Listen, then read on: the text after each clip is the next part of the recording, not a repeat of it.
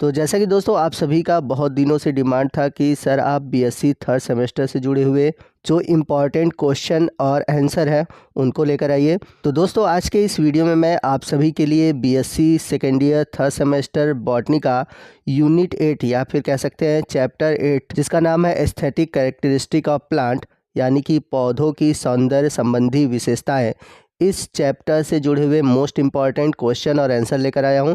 और आने वाले दिनों में मैं आपके जितने भी यूनिट है उनसे जुड़े हुए मोस्ट इम्पॉर्टेंट क्वेश्चन और आंसर लेकर आऊँगा।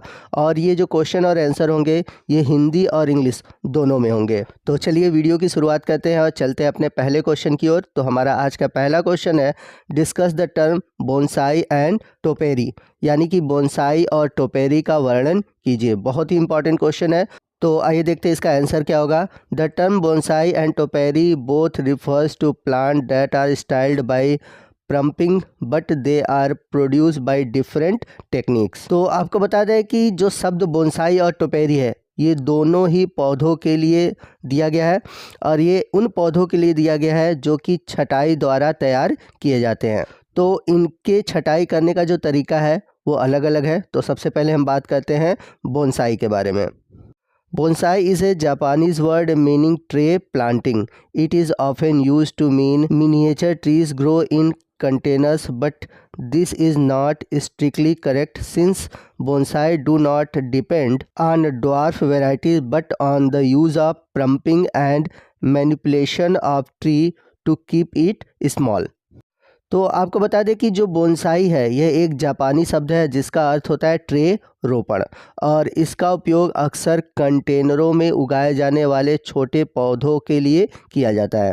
तो आपने देखा होगा कि कंटेनरों में जो छोटे छोटे पौधे उगाए जाते हैं जनरली उनको बोनसाई कहा जाता है, लेकिन यह पूरी तरह से सही नहीं है क्योंकि बोनसाई बौने किस्मों पर निर्भर नहीं करती। आपको बता दें कि जो बोनसाई का निर्माण किया जाता है, जो बड़े बड़े पौधे हैं उनको काट कर यानी कि उनकी छटाई करके उन बड़े पौधों से छोटे छोटे पेड़ तैयार किए जाते हैं और इसी कटाई और हेरा फेरी से बनता है bonsai. Essentially, any tree can be grown as a bonsai, but some species are preferred over other. The size of tree is restricted by the small pot in which is grown. Its small size is further restricted by leaf trimming, trunk and branching trimming, and also root trimming. Bonsai are often trained into interesting shape by wiring and using mechanical means to shape the tree. तो इस तरह से देखा जाए तो हम किसी भी पेड़ से बोनसाई तैयार कर सकते हैं, लेकिन कुछ प्रजातियों को दूसरे पर पसंद किया जाता है। यानी कि हम बड़े बड़े पौधों को छोटे आकार में बदलते हैं, उसके लिए हम पत्तियों की ट्रिमिंग करते हैं, ट्रंक और शाखाओं की ट्रिमिंग करते हैं, और इस तरह से तारों द्वारा या फिर जो टेक्निकल टूल्स है उनके द्वारा हम पौधों की एक दिलचस्प आकार प्रदान करते हैं। तो इस तरह से बोनसाई तैयार होता है। तो जैसा कि आप यहाँ पर इमेज में देख सकते हैं, आपको बोनसाई का पौधा दिखने को मिलेगा। देख सकते हैं कि ये बड़े पौधों का एक छोटा रूप है। तो बोनसाई के बाद अगला क्वेश्चन जो पूछा हुआ है वो टोपेरी के बारे में पूछा हुआ है। टोपेरी क्या होता है इसके बारे में भी जान लेते हैं। तो टोपेरी को समझने से पहले आइए मैं आपको कुछ इमेज दिखाता हूँ ताकि आप आसानी से इसके बारे में समझ जाएं। तो इमेज में आप देख सकते हैं कि प्रायः पेड़ों और झाड़ियों को काट कर गोल या फिर जंतु या किसी भी रूप में एक आकार दिया जाता है, ठीक है ना।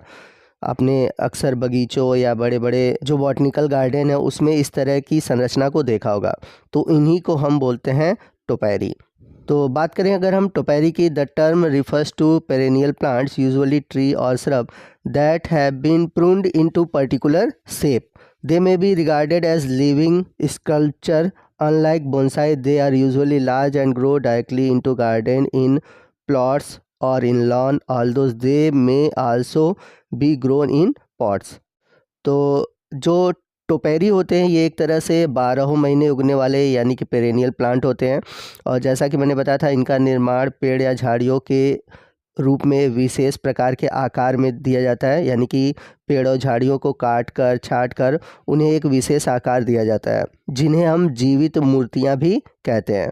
तो बोनसाई के विपरीत अगर हम टोपेराई को देखें तो ये बड़े होते हैं और सीधे बगीचों में, भूखंडों में या लान में उगाए जाते हैं, जबकि अगर हम बोनसाई की बात करें तो इनको हम घरों में भी उगा सकते हैं। हालांकि देखा जाए टोपेरी को भी हम घरों में, बर्तनों में उगा सकते हैं, और टोपेरी कई रूप धारण कर सकते हैं जैसे कि घन, गोले या फिर किसी जानवर, पक्षी, इन सबों के आकार के रूप में होते हैं।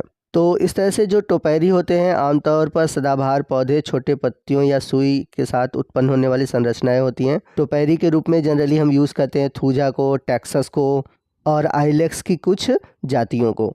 आज चलते हैं सेकंड क्वेश्चन की ओर। सेकंड क्वेश्चन है name some famous garden of India, describe any one of them. यानी कि भारत के कुछ प्रसिद्ध उद्यानों के नाम बताइए और उनमें से किसी एक का वर्णन कीजिए। तो भारत के कुछ प्रसिद्ध उद्यानों की अगर हम बात करें तो सबसे पहला है रॉक गार्डन जो कि चंडीगढ़ में है। दूसरा है लाल बाग गार्डन जो कि बंगलोर कर्नाटक में है।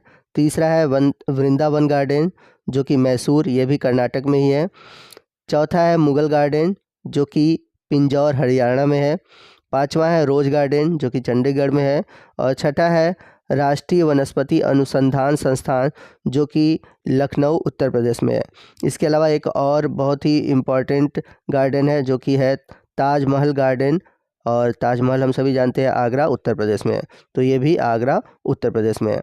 तो यहाँ पर क्वेश्चन में पूछा हुआ है कि कुछ प्रसिद्ध उद्यानों के नाम बताइए। तो उद्यानों के नाम ये हो गए, आप इसमें से कम 2 या 4 याद कर लीजिएगा। और किसी एक के बारे में वर्णन करना है तो सबसे जो इम्पॉर्टेंट हमारे यूपी में है उसके बारे में डिस्कस कर लेते हैं, क्योंकि आपके एग्ज़ाम में यूपी से ही रिलेटेड पूछा जाएगा। बाकी जो अदर स्टेट के लोग हैं वो अपने स्टेट में जो भी गार्डन है उसके बारे में लिख लेंगे। तो हम बात करते हैं नेशनल बॉटनिकल रिसर्च इंस्टीट्यूट जो कि लखनऊ यूपी में है।